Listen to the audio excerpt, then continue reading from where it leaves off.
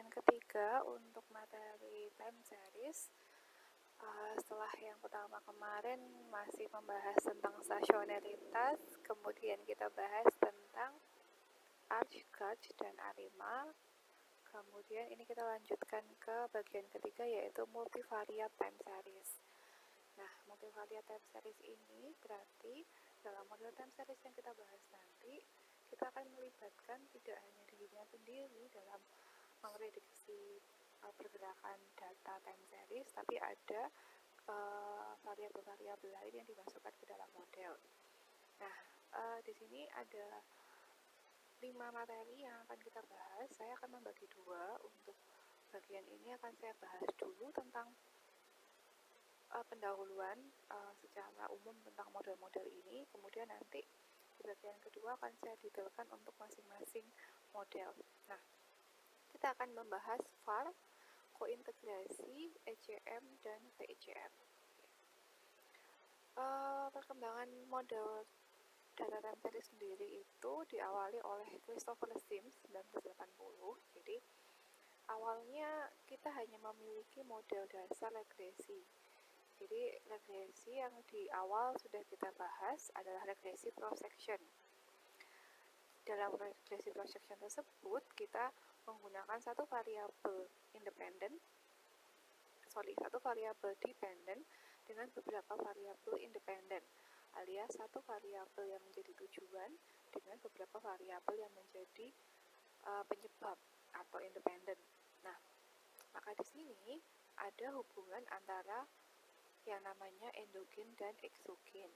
Variabel endogen atau kita kenal dengan variabel Y atau variabel tujuan adalah variabel yang keberadaannya itu pasti dipengaruhi oleh variabel lain.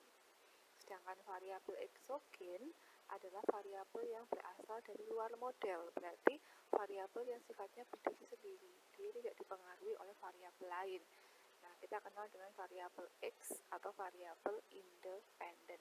Nah, kemudian Sims 1980 ini menyampaikan bahwa dalam teori makroekonomi sebetulnya tidak ada buah variabel itu yang betul-betul sifatnya itu adalah eksogen. Dalam variabel makroekonomi itu semua variabel itu arahnya ke variabel endogen. Coba kita bayangkan, kalau kita punya variabel yang namanya BI rate atau suku bunga Bank Indonesia. Nah, apakah suku bunga BI itu sifatnya eksogen? Maksudnya, apakah keberadaan suku bunga BI itu dia independen? Jadi dia ada, ya sudah, karena dia hanya dilihat dari dirinya sendiri. Kan tidak. Pasti ada variabel lain yang mempengaruhi keberlangsungan variabel BI rate. Misal, BI rate ditentukan oleh Bank Indonesia sebagai salah satu aspek moneter. Kalau di pasar ada terjadi kenaikan harga, otomatis Bank Indonesia akan mengubah BI rate-nya. Nah, instrumen BI rate ini akan naik dan turun sejalan dengan keadaan makroekonomi. Maka sifat-sifat variabel makroekonomi itu layaknya adalah endogenous atau endogen. Nah, tetapi dalam sisi endogen sendiri, yang paling kita bahas untuk bagian ini adalah dia punya tidak hanya respon terhadap variabel lain, tetapi dia punya respon terhadap dirinya sendiri di masa lalu. Ya, jadi kalau Anda baca di sini ada lag terhadap dirinya sendiri dan lag variabel lain. Jadi sifatnya itu tidak melihat variabel lain sebagai variabel, tetapi melihat variabel lain sebagai variabel di masa lalu. Nah, kemudian kapan sebetulnya eksogen itu mungkin terjadi? Nah, variabel bersifat mungkin menjadi eksogen apabila dia tidak berautokorelasi dengan variabel lain. Ya, coba dalami kalimat ini. Variabel lag bersifat exogenous selama error term tidak berautokorelasi. Maksudnya apa? Kalau tidak ada autokorelasi dalam error, artinya tidak ada hubungan hari ini dengan hubungan di masa lalu. Tidak ada hubungan T dengan T-1. Nah, artinya kalau tidak ada T dengan T-1, maka kita sebut dia sebagai variabel exogen. Mungkin nggak terjadi? Mungkin pada data cross section. Nah, maka pada data time series, seperti yang disampaikan oleh Sims, bahwa let data speak for themselves. Maksudnya, yang pergerakan data itu biarkan dia sendiri yang menjelaskan, karena kita akan melihat data itu dari sifatnya di masa lalu. Nah, maka perkembangan dari model Sims ini akan membawa ke beberapa metode. Yang kita akan bahas pertama adalah VAR. VAR atau kita kenal dengan vektor autoregressive.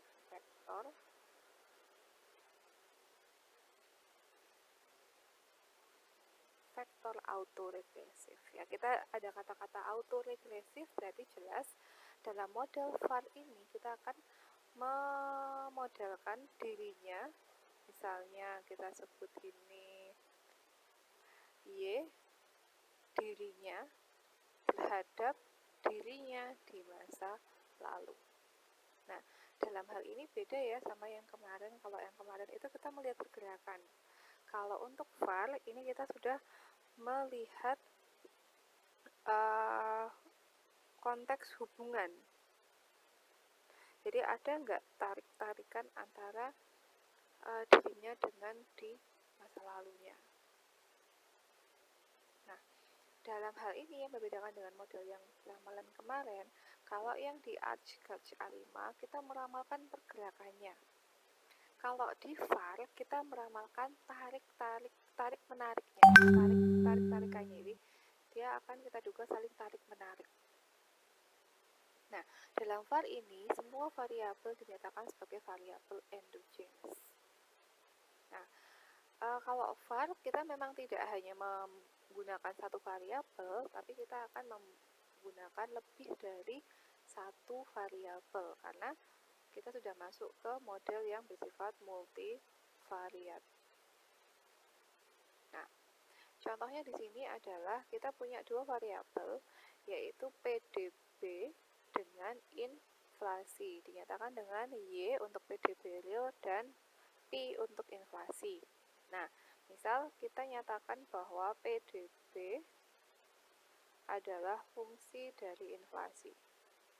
Nah, dalam model regresi biasa kita kan bisa menulis bahwa PDB sama dengan alfa 0 plus beta 1 inflasi plus E, gitu ya. Nah, kalau pada model vektor autoregressive atau VAR, maka PDB dan inflasi ini kedua-duanya bersifat endogen. Artinya apa? Artinya bahwa PDB bisa berpengaruh terhadap inflasi, inflasi bisa berpengaruh terhadap PDB. Nah, nanti kita jelaskan bentuk ini. Bentuk ini kita sebut dengan causality. Jadi ada hubungan kausal atau timbal balik. Nah, dalam model VAR kita membuat persamaan bentuknya, bentuk matematikanya itu. Kalau kita membahas dua variabel PDB dan inflasi, maka kita akan punya dua persamaan. Persamaan pertama adalah PDB dipengaruhi oleh PDB di masa lalu. Tuh, di sini ada dua leg dimodelkannya. Dipengaruhi dengan inflasi di masa lalu. Jadi yang dilihat adalah leg variabel lain. Nah, persamaan kedua bahwa inflasi dipengaruhi oleh PDB di masa lalu dan inflasi di masa lalu. Nah, itu VAR. Oke. Nah, bentuk persamaan ini dibentuk dari matriks. Saya nggak usah membahas ya, tapi saya gambarkan aja bahwa persamaan sifar ini, ya Y ini PDB misalnya, Z adalah inflasi. Bagaimana membentuknya? Dibentuk dari rancangan matriks. Ya, bentuk matriksnya adalah ini. Maaf, tidak sinkron. Bentuk VAR yang akan kita coba nanti bentuk VAR itu kita tidak akan membahas berapa persen PDB, misalnya gini ya, beta 1 inflasi plus E. Nah, kita nggak akan bahas, koefisien beta satunya ini berapa, alfanya itu berapa, enggak. Dalam VAR, output yang kita baca adalah IRF atau Impulse Response Function. Nah, ini adalah sebuah grafik yang menunjukkan tarik-menarik antara efek si PDB dengan inflasi. Nah, untuk gambar ini adalah gambar kredit investasi terhadap SBI. Jadi untuk gambar ini adalah variabelnya ini, kredit investasi dan SBI. Nah, VAR ini tujuannya bukan melihat koefisien elastisitas seperti yang diregresi, bukan, tapi yang dilihat adalah efek dinamik, efek dinamisnya. Nah, efek dinamis itu apa? Efek dinamis itu dilihat dari ini, tarik-menarik di grafik yang berwarna biru. Nah, membacanya, kalau kita lihat grafik berwarna biru, ada bagian yang dia fluktuatif, ada bagian yang dia stabil. Kita lihat dia stabil itu mulai di titik berapa? Sampai titik ini dia masih ada kenaikan, sampai sini masih kenaikan, sampai sini dia udah mulai stabil. Nah, maka kita bisa tarik ke bawah, ini di titik ke-16.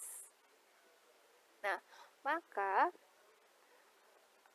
dampak, nah ini kata-katanya ya, dampak guncangan pada SBI akan menyebabkan fluktuasi terhadap kredit investasi selama 16 bulan. Kalau satuan datanya adalah bulan.